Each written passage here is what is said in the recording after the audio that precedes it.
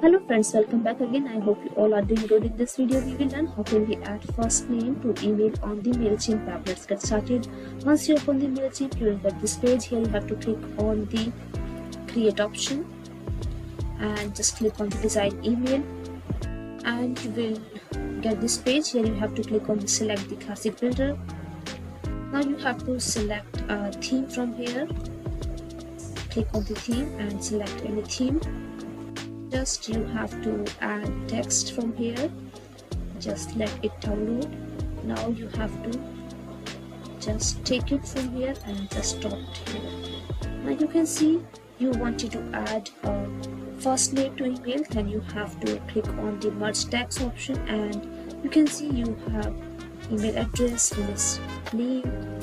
So you just can choose the option, as I am choosing this name.